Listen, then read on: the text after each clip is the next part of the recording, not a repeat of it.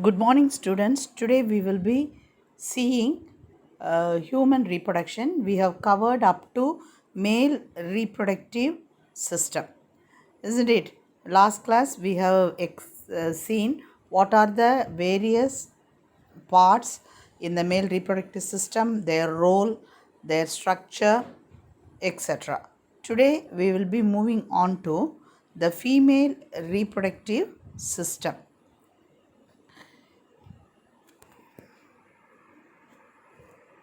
So, in the female reproductive system,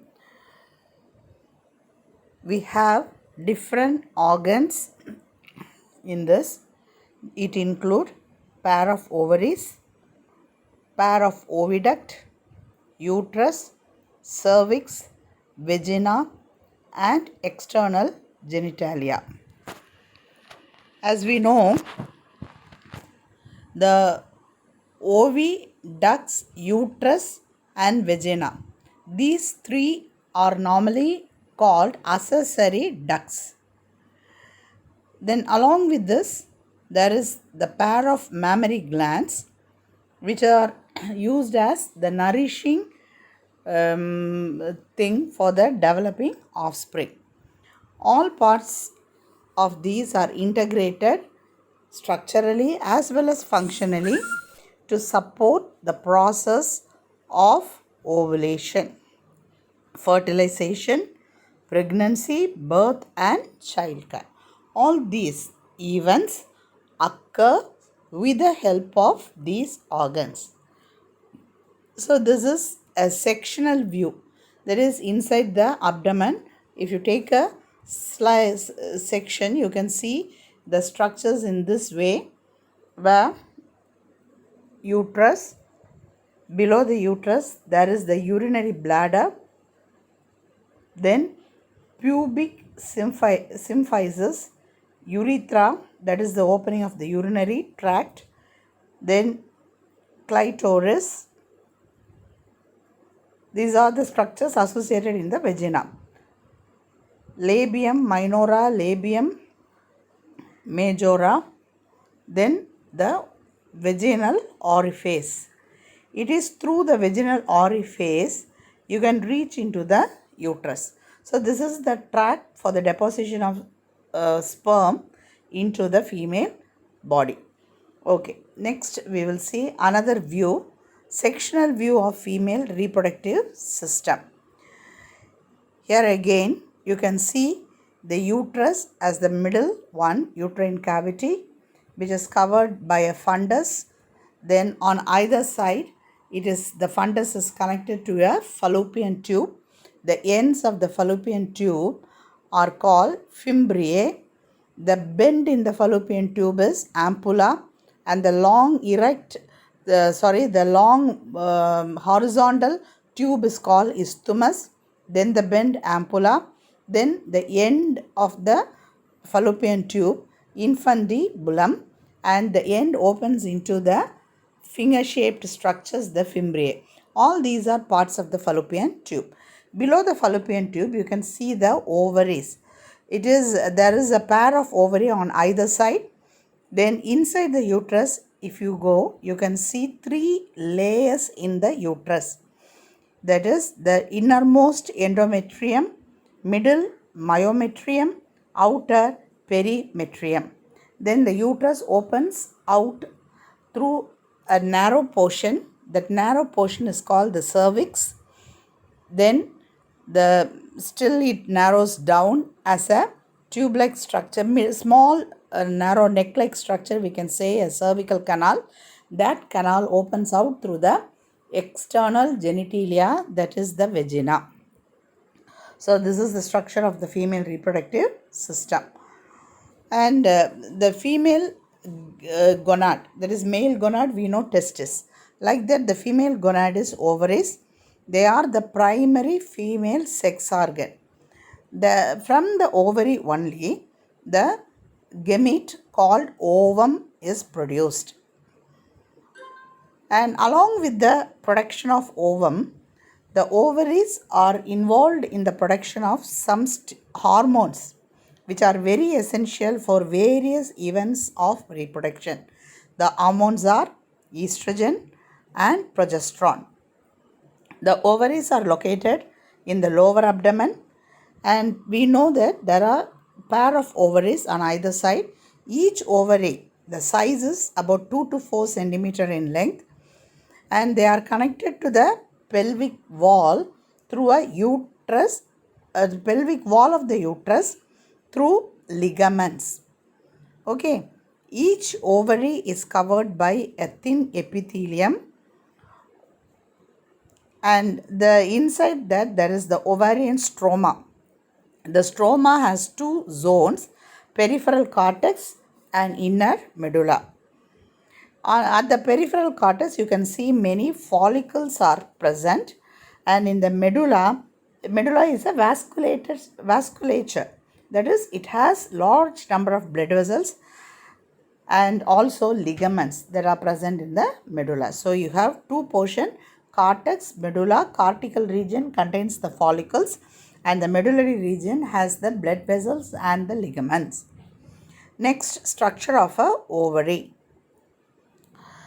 So the ovary has large number of follicles. You can see the follicle size varies when you start from one end to another. It is marked as primordial follicles, primary follicles, oocyte, secondary follicle. Then it will become the matured follicle and it releases the egg. Once egg is released, the portion, there will be a scar which represent this was a follicle from where one egg was released. So this scarred portion is called corona radiata.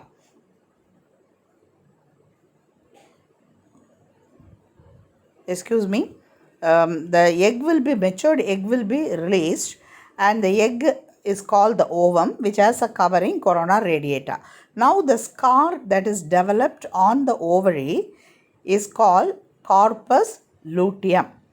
The corpus luteum deepens, and after some time it will start degenerating, and once it degenerated, we call it as corpus albicans.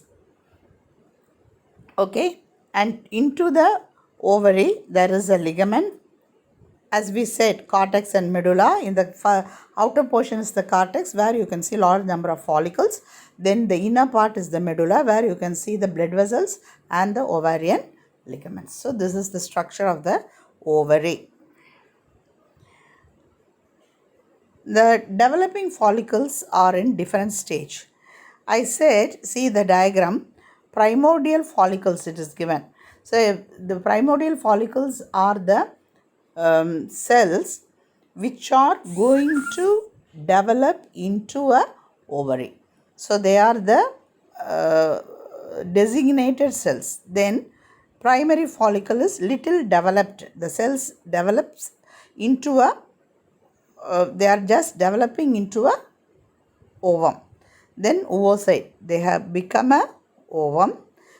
Then again it is growing and it becomes a secondary follicle. After that it develops into a matured oocyte and then released. Okay, so one matures around 14th day of menstrual cycle and ruptures to release the oocyte. So always the primary follicle only is developing into mature ovum. Before developing into mature ovum, it becomes a Graafian follicle with the egg. Then from the Graafian follicle, the ovum will be released. It takes exactly 14 days from the day of menstruation. If you count 14th day, it will be maturing. So this process of maturation of the Graafian follicle and the release of the ovum is what is called as ovulation. So after the release, the follicle will become completely filled with blood clot, and then there develops some yellow cells called corpus luteum. This is the cells which are designated to produce progesterone. Now, the movement of the egg from this ovary, now this matured egg will be collected by the fallopian tubes. Fallopian tubes represents the oviduct.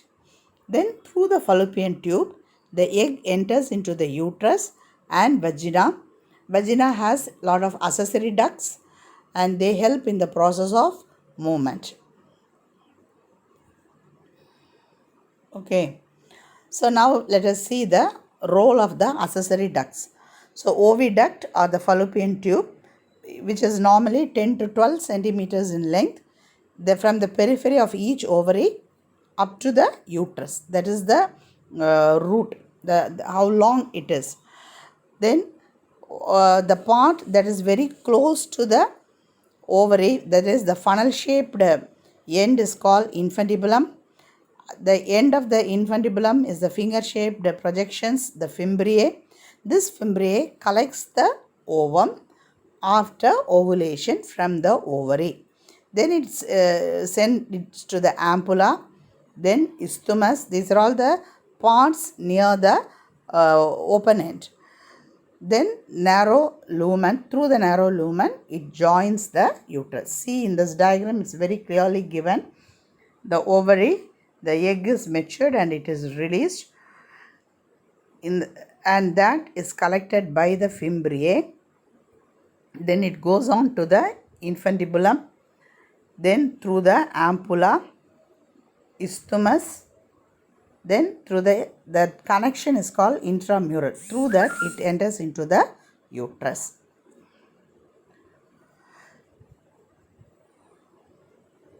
Normally, the uterus is present in the lower abdomen region. It is called as a womb. It is having a pear-shaped, it's a pear-shaped structure which is attached to the pelvic wall by ligaments. So, uterus is attached to the pelvic wall by ligaments. Inside the uterus, now the fertilized ovum goes in and it has to be attached to the wall of the uterus. This process of attachment of the ovum on the wall is what is called as implantation. But before it goes into the uterus, if it is fertilized, that will develop into an embryo.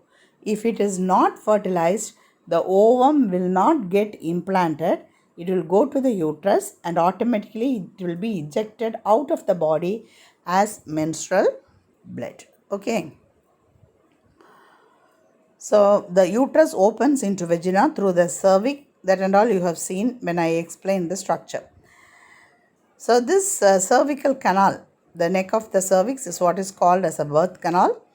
Then we have seen the wall of the uterus. It has a 3-layer wall: endometrium, myometrium and perimetrium. Then on the vagina, which is the external genitalia, it has different parts. They are the mons pubis, labia majora, labia minora, hymen, clitoris. These are various structures in the external genitalia. The mons pubia is a fatty tissue covered with hair. Then inside that fatty tissue, there is some fleshy folds of tissue which surrounds the opening of the vagina. Then labia minora is again pair of fold tissue which are seen under the majora. So from outside we are talking now. Mons pubis, then inside that labia majora, then inside that labia minora. Then there is a fingers like tiny structure which lies at the upper junction of the two labia majora, where the labia majora joins. In that middle there is a finger shaped structure called clitoris. Then below, just inside the opening of the vagina, which leads to the cervix, there you can see hymen. It's a membrane which actually covers the opening of the vagina. Normally, it is believed that during the first intercourse, there are chances for the hymen to tear. So, it is called in olden days as a symbol of virginity. But nowadays, if a girl undergo any tough job like climbing on something or doing some exercises, athletics, games, sports and all, there are chances for the hymen to tear. So we can't connect the presence of hymen always with virginity. Okay, then comes the mammary glands. They are the paired glandular tissue with a lot of fatty deposits. It has a lot of lobes, 15 to 20 lobes, which are resembling the alveoli. These alveoli actually they are responsible to secrete the milk. This milk will be stored in the lumen. See the diagram here. Areola is there. Inside that there is the alveoli which secrete milk and it is stored in the lumen. After that, there are a lot of tubules. Tubules of each lobe joins together and it forms a mammary duct.